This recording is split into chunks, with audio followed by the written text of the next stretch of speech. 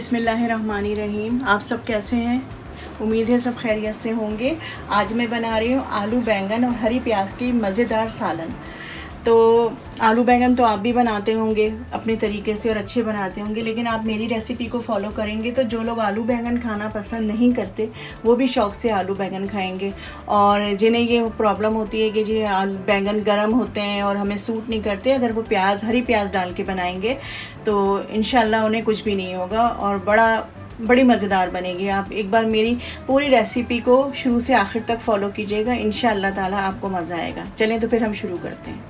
ये मेरे लिए 1 पाव आलू है और ये आधा किलो मेरे पास बैंगन है, जिन्हें मैंने इस तरह काट लिया है, और आलू मैंने इस तरह काटे हैं।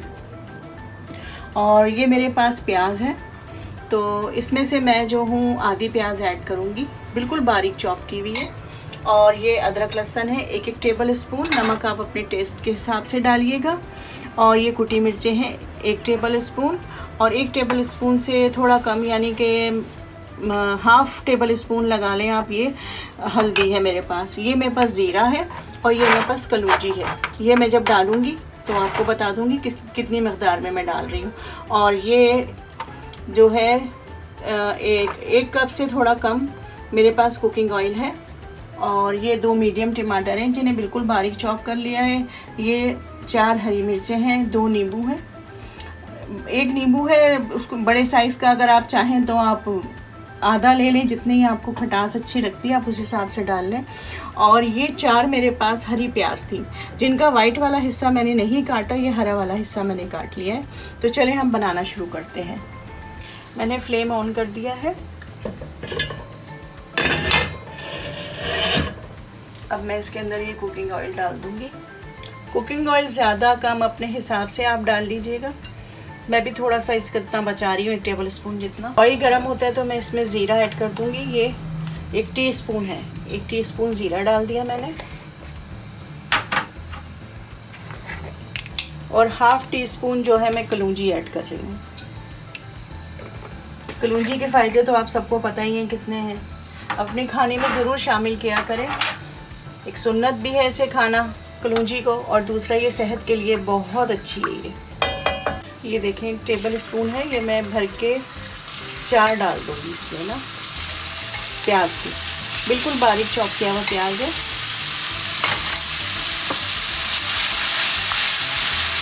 प्याज को मुझे गोल्डन नहीं करना, बस हल्का सा गुलाबी करना है ना। 1 मिनट में ये हो जाएगा बिल्कुल सही। फिर इसके अंदर मैं बाकी चीज़ें ऐड करूँगी, तो मैं आपको साथ साथ बताती रहूँगी। ये देखिए मैं इसमें लहसुन अदरक का पेस्ट डाल दूँ। फ्लेम को मैंने लो रखा हुआ है, थोड़ा सा मैं मीडियम पे कर देती हूँ। और इसी दरमियान में मैं ये आलू ऐड कर दूँगी।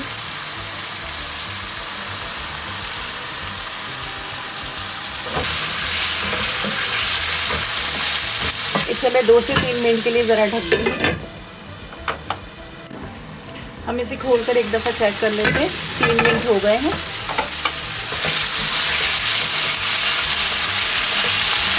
अब मैं इसके अंदर ये हल्दी ऐड कर दूँगी। नमक आप अपने टेस्ट के हिसाब से ही डालिएगा, जितना आप लोग खाना पसंद करते हैं। मैं 1 टेबल स्पून डाल रही हूँ। और ये कुटी मिर्चें हैं 1 टेबल स्पून, ये मैं ऐड कर रही हूँ। इस टाइम पे मैं थोड़ा सा पानी ऐड करूँगी ताकि मेरे मसाले ना जले।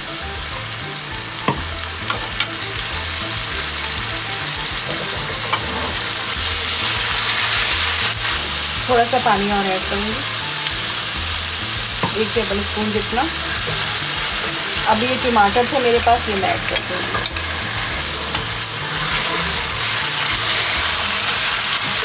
फ्लेम को मैं थोड़ा सा लो कर दूँगी। और ये जब तक हमारे ये टमाटर मेल्ट नहीं होते हम इसे ढककर पकाएंगे। चलें हम चेक कर लेते हैं।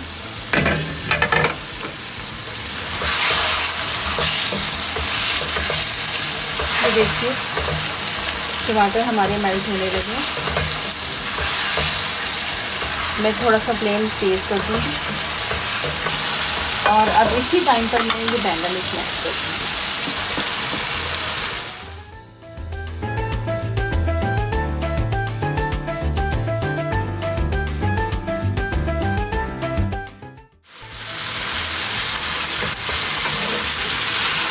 بس اس ٹائم پر ابھی میں اس کو زیادہ نہیں چلاؤں گی، فلیم کو میں لو کر دوں گی بالکل. یہ دیکھیں میڈیم لو ہے یہ، اور میں اسے ڈھک کر پکاؤں گی تقریباً 5 سے 7 منٹ تک. ایک دفعہ ہم اسے کھول کر چیک کر لیتے ہیں.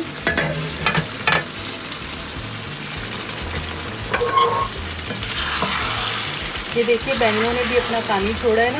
اب اسی میں بینگن آلو دونوں ہی اس مسالے میں اپنے ہی پانی میں پک جائیں گے نا. بالکل آپ دیکھیے اس کے مسالے کتنے کم تھے اس میں. سبزیوں کو ویسے بھی کم مسالے ڈال کے بنائیں تو وہ اپنا جو ان کا ٹیسٹ آتا ہے وہ سامنے آ جاتا ہے نا نکل کر. جو ان کا فلیور ہوتا ہے وہ سب نکل کر آتا ہے. لیکن آپ بہت زیادہ مسالے ایڈ کر دیتے ہیں تو اس سے کیا ہوتا ہے کہ وہ مسالوں کی وجہ سے جو ان کا اپنا فلیور ہوتا ہے وہ دب جاتا ہے. اب میں اس ٹائم پر اس میں یہ ہری پیاز بھی ایڈ کر دوں گی.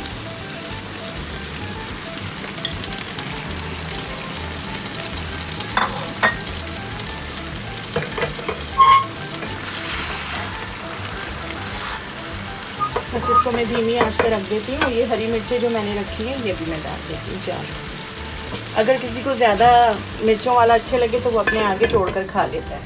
7 منٹ تک میں نے رکھا ہے. 7 منٹ کے بعد میں آپ سے ملتے ہیں 7-8 منٹ کے بعد. اسے کھول کر چیک کر لیتے ہیں. 7-8 منٹ ہو گئے ہیں.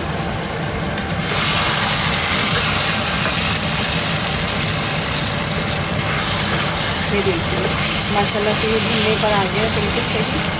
اور آلو بھی میں آپ کو دکھا دیتی ہوں کہ گل گئے ہیں یا نہیں. یہ دیکھیے آلو بھی آرام سے گل گئے. اس ٹائم پر میں اس میں نیمبو کا رس ایڈ کر دوں گی. یہ میرے پاس ایک بڑے سائز کا نیمبو تھا. آپ چاہیں تو پورا ڈال لیں. آپ کے پاس چھوٹا ہے تو آپ 2 ڈال دیں. اس سے اس کا فلیور بہت اچھا آتا ہے.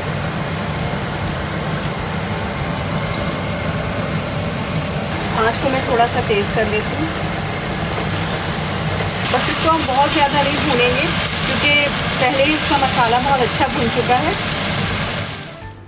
آپ اس طرح بنائیے گا. میری ریسیپی کو بالکل اسی طریقے سے شروع سے آخر تک فالو کیجیے گا. انشاءاللہ تعالیٰ آپ کو بہت مزیدار لگے گا. اپنی دعاؤں میں مجھے یاد رکھیے گا. اپنا بہت سا خیال رکھیے گا. اللہ حافظ.